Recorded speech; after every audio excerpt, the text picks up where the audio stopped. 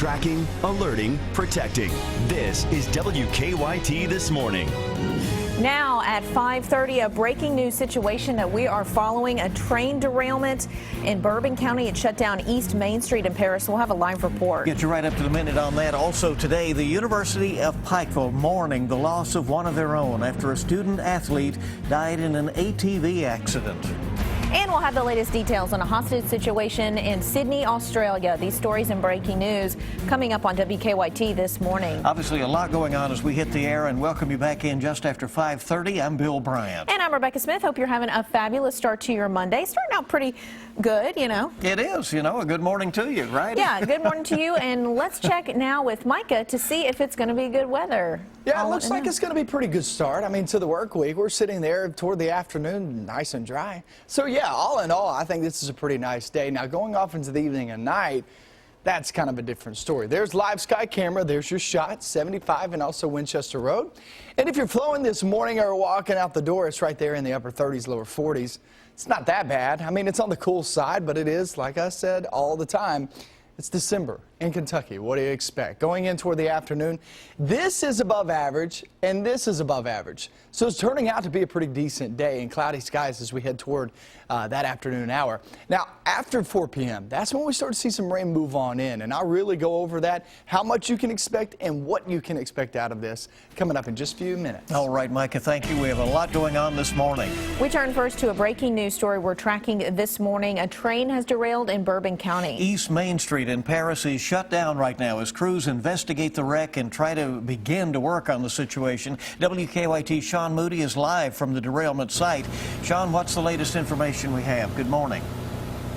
Well, good morning, Rebecca and Bill. This train derailment happened about 3:30 this morning. Right now, traffic is shut down between 3rd Street and Main Street all the way to the other side of the railroad bridge. You can see behind me here, 3 of those rail cars went tumbling down the cliffside, landing here in Stoner Creek.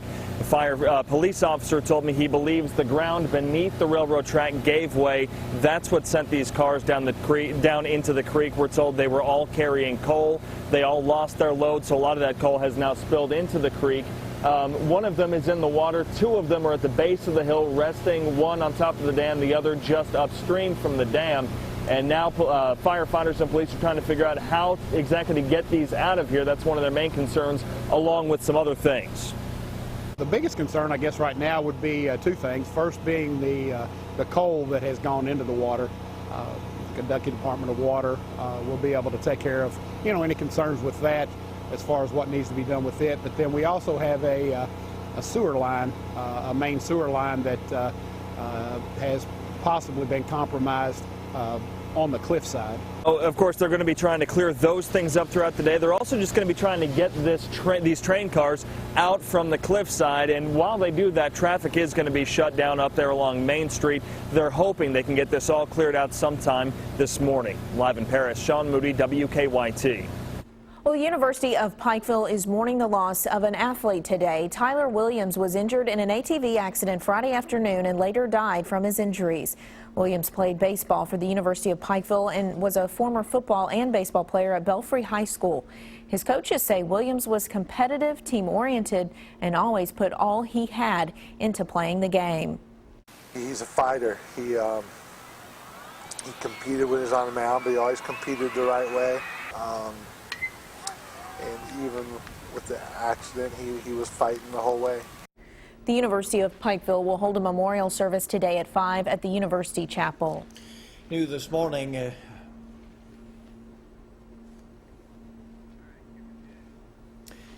okay, here we go at 5:35 now on WKYT This Morning, and new at this hour, a woman is injured after a robber beat her up with a baseball bat.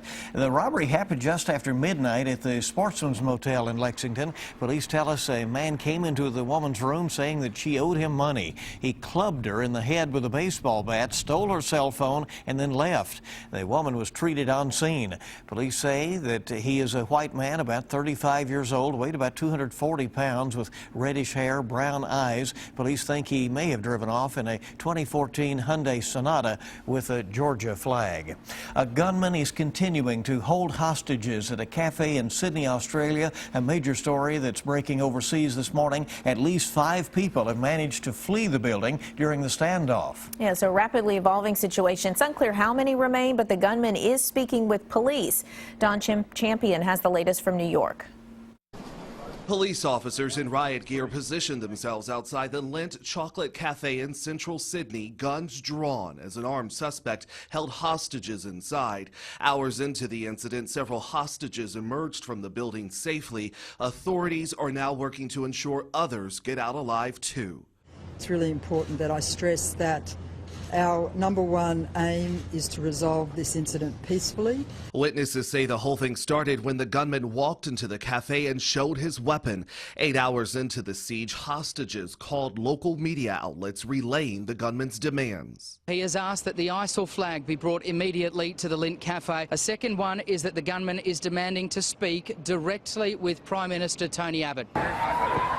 As the siege unfolded, the heart of Sydney's financial district went into lockdown and buildings were evacuated. At one point, some of the hostages were seen holding up a black flag with white Arabic writing on it, touching off fears of terrorism.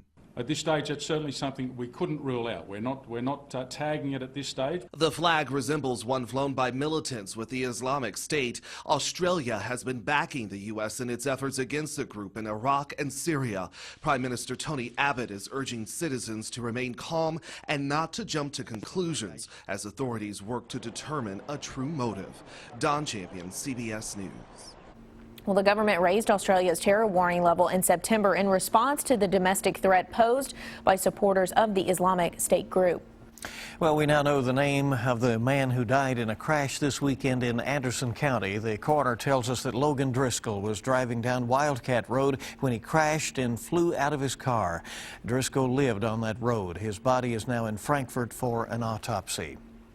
And an ex-boyfriend arrested for the death of a young mother in Louisville. Deshaun Dorsey is accused of stabbing 24-year-old Portia Mills multiple times. Mills was found dead on Friday in a home near Churchill Downs. Police went to the home for a welfare check and they found Mills's 2-year-old son in the home with his mother's body. Family and friends are now raising funds for Mills's funeral expenses and for her son Zayden through a GoFundMe site there. The toddler's grandmother says that she does not understand why anyone would do something like this. I really trust God that it's going to be okay. Yes. This baby is going to get the best life possible that I can give him if it takes the death of me. But I want to know, Deshaun, why would you kill his mother? Dorsey is charged with 1 count of murder. Police say he was Mills's live-in boyfriend. Mills's family say they broke up last week. Dorsey is set to be arraigned later today. Well, a man's been arrested in connection with the murder of an Auburn football player. Auburn police charged and arrested 22-year-old Markel Deandra Hart on Sunday. They think he shot 18-year-old Jaquel Leonard Mitchell in his apartment complex. Witnesses say there was a big party Saturday night with loud music and many people. About 12:30, they heard the gunshots. Mitchell was pronounced dead at the hospital. New information this morning on the case of an officer-involved shooting in Bowling Green here in Kentucky. Police say the officer involved was Clifton Phelps. A Bowling Green TV station reports that police went to a sporting goods store after a man tried to shoplift a rifle. Witnesses saw the man run through a parking lot, and they say they heard someone yell, "Stop." We're told the man reached for his waistband and then the officer, Phelps, there shot him. The man is suffering from non-life-threatening injuries but has not yet been identified. A man accused of killing a woman in Rockcastle County is set to appear before a judge today. Last week on Wednesday, Kentucky State Troopers arrested Daniel French at a home on Flat Gap Road. He's accused of killing Barbara Howe in Ohio back in 2012 and then abusing her corpse. He'll be arraigned today in a Rockcastle County court. Today marks the last day that people can sign up for health insurance under the Affordable Care Act. You have until the end of today to sign up for health care. If not, you won't have coverage starting January 1st of next year. The Department of Health and Human Services is urging people to shop around for the best plan on the online marketplace. Make sure that you get signed up for a plan. You can face fines if you're not signed up. A fine can be $975 for a family and over $300 for an individual. A traffic alert this morning. It will impact drivers in downtown Lexington. The next phase of the Centerpoint project kicks off this morning. It could bring traffic delays with it. All lanes of West Vine Street will be closed between South Upper Street and South Limestone starting at 9 a.m. It's anticipated to go on only until around 9:30 at that time. An additional lane of West Main Street will be closed all day between Limestone and Upper Street. 2 lanes of West Main Street will remain open. Police will be out there directing traffic throughout the week, so heads up on that. And let's check live drive traffic, see if we have any other situations to alert you to this morning. All right, we're getting a view this morning of I-64 and I-75, the northern split looking clear. We do have another traffic alert for you, blasting at New Circle and Old Frankfort Pike, starting back up again this morning. That's part of that ongoing project between Versailles and Leestown Road. The blasting is scheduled to take place around 9 this morning, 10:30 this morning, also noon and 1:30 p.m. And typically, I believe it lasts around 10 minutes or so. Yeah, about 15 minutes or so that they actually will have to close down the road in that area. So big crane coming in, blasting, some other things to keep in mind if you're out there traveling about Lexington on your Monday. Still a lot more coming up on WKYT this morning. What was supposed to be a romantic moment turned destructive in the Netherlands. We'll tell you the story behind this epic marriage proposal fail. That does not look good, and neither does this. It's a big system back toward the Plain States, and all that is traveling through our neck of the woods sometime during the day. I'll go over the latest forecast and the timing on that coming up next.